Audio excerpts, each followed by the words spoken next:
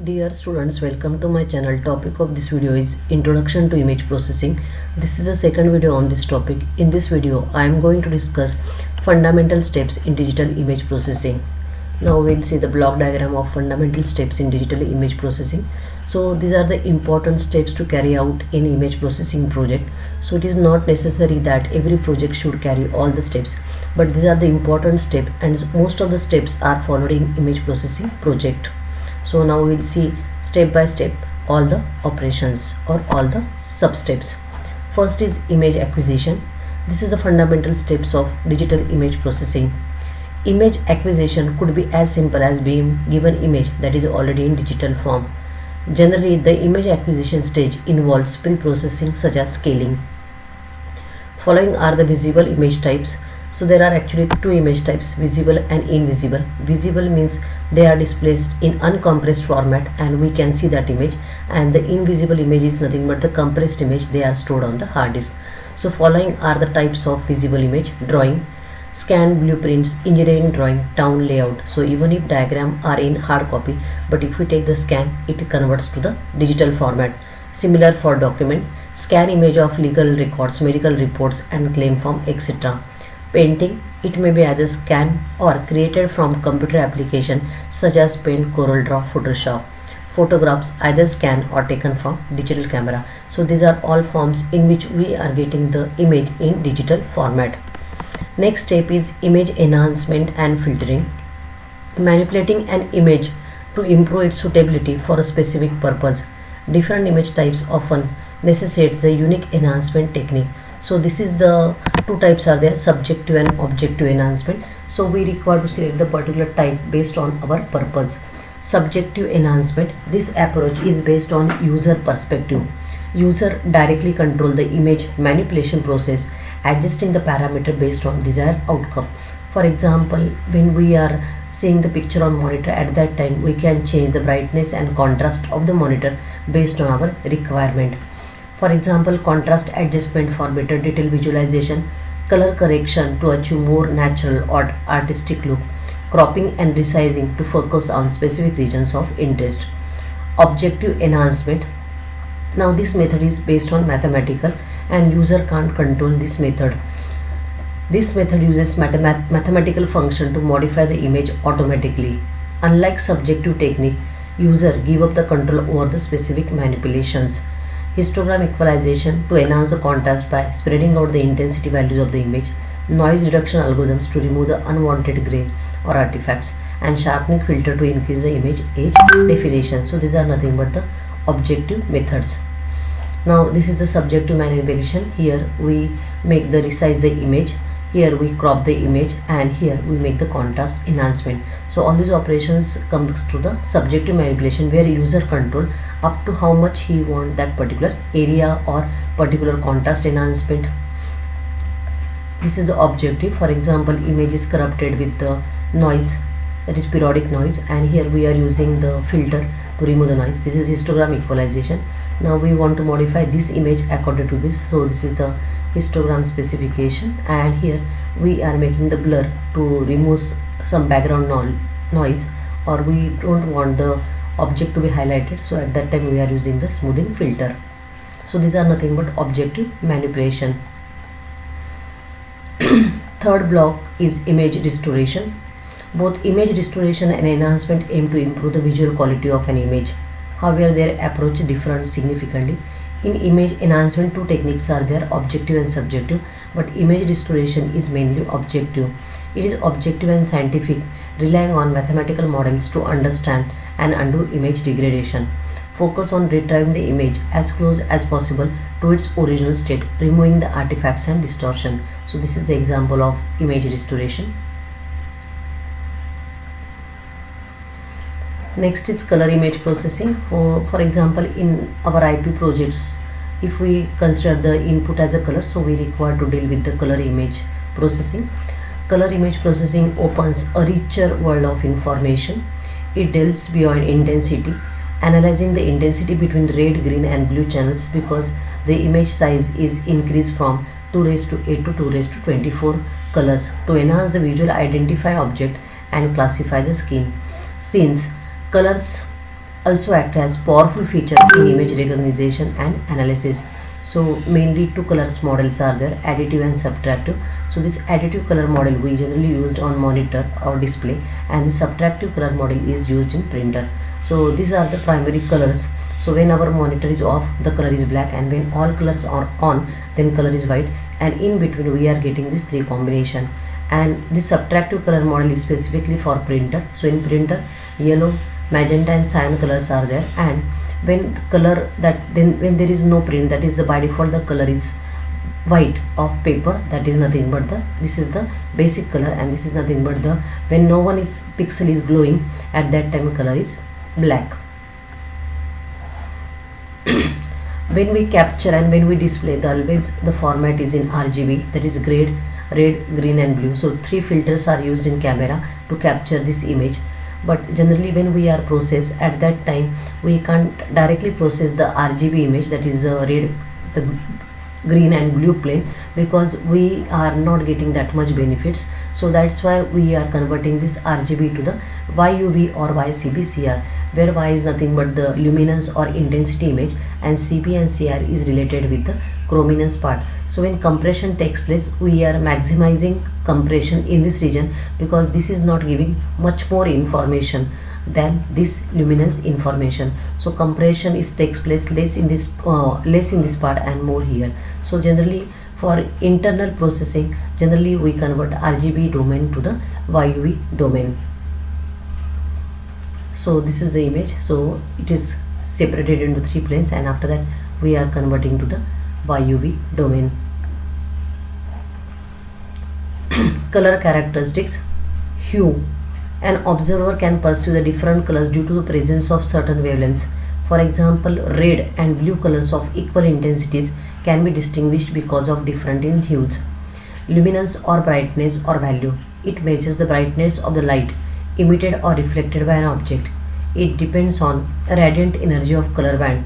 Certain colors appear brighter than others, as human eye does not respond in the same way to all colors. So luminance or brightness is very important, and based on the particular hue we are getting that luminance value for that color. Saturation. It measures the color intensity difference between the red and pink. Although two colors have the same predominant wavelength, that is the hue, hue is red of that both colors, but in pink more white color is mixed and hence appears less saturated. So this is nothing but, again we are not working only in YUV domain, but we are working in HSI domain also. So this is hue, saturation and intensity. So this is the RGB image and this is the HSI image, and if we separate out hue, saturation and intensity, we are getting, again we can see that intensity captures maximum visual information, and this is showing the artistic impression. So this is the image. So generally when we work internally with the color image processing, so rarely we work with RG domain, we generally work with YUV or HSI, and different domains are there of image, we are working in that particular domain. Next block is wavelet and multi-resolution. So it is very difficult to explain in one slide what is meant by wavelet, but wavelets are special tools for analyzing the image. By looking closely at both the detail and the location of the image information, wavelet helped us to clean up the noisy image, compress them efficiently and understand the texture better. So this is nothing but our original image.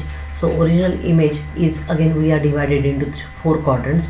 So original image is, this is nothing but the LL domain, so it captures the maximum low level frequency information. So here edges are blurred and maximum data from the image or maximum visual features are extracted, and this is nothing but the different domain. So it captures the vertical, horizontal edges, this is vertical edges and this is the diagonal edges, and again this particular portion we can divide into the next part.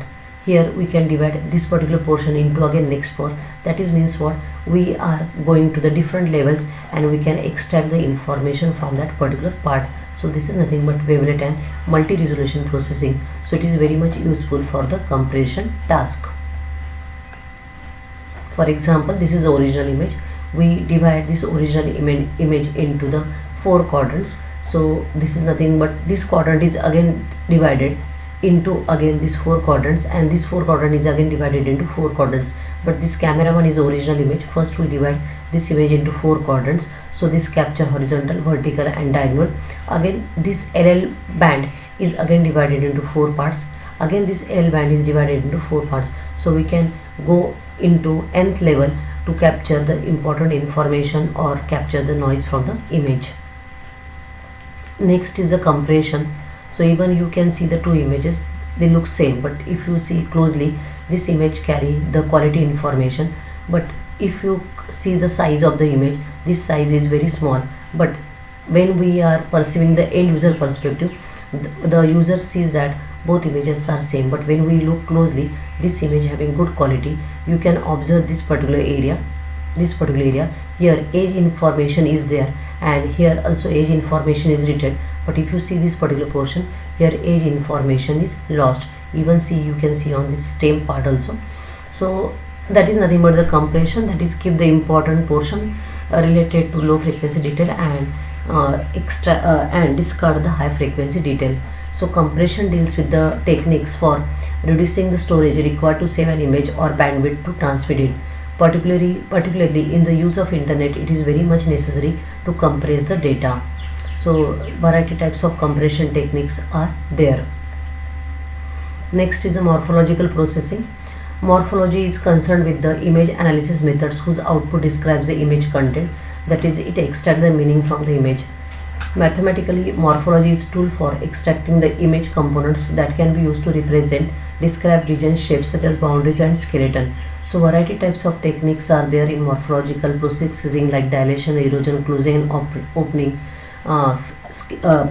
extraction of the boundaries, then thinning, thickening. So based on our application, we can select the particular method to get the more final results at the next stages. So this is the image.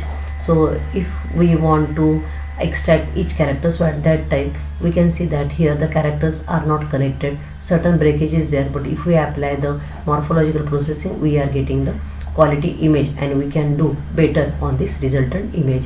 For example, here we don't want the small object, but we want the objects which are in larger size. So at that time we can use the erosion operation and we can remove these details.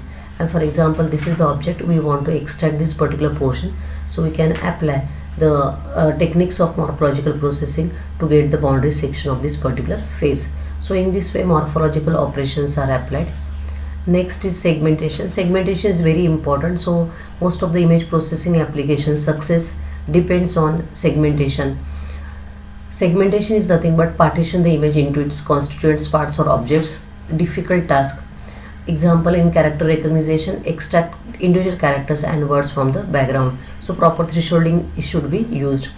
Here there are two ways, either we can extract the edges or we can extract the inner area. So based on our application, we can decide whether to go for the region based segmentation or boundary based segmentation. If we want boundary, we can go for this method, and if we want region based segmentation, we are going for this method. So this is nothing but the segmentation, and it is important step of image processing. Next is the representation and description. In segmentation, either we can find out the boundary or region, but after that boundary or region found, we need to identify the shape. So that's why we are using the representation and description. So here again different methods are like chain methods, and we can extract the boundary. Here even Fourier descriptor, different polygon descriptors are used to find out the tentative shape of the extracted objects from the background. Representation makes a decision whether data should be represented as boundary or as a complete region. Boundary representation focus on external shape characteristics such as corners and inflection. Region representation focus on internal properties such as texture or skeleton shape. So based on segmentation results, we decide what we are extracting from the object, that is the shape of the object. So either we can concentrate on the inner portion or either we can concentrate on the outer portion. Next is the object recognition. Recognition is a process that assigns label to an object based on information provided by its descriptor.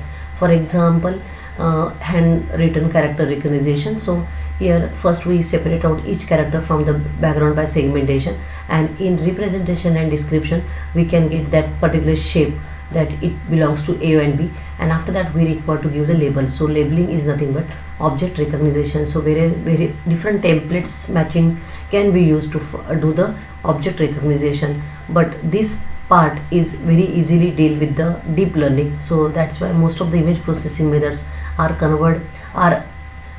again got more success using the deep learning technique. So recognition is a process that assigns label to an object based on information provided by its descriptor.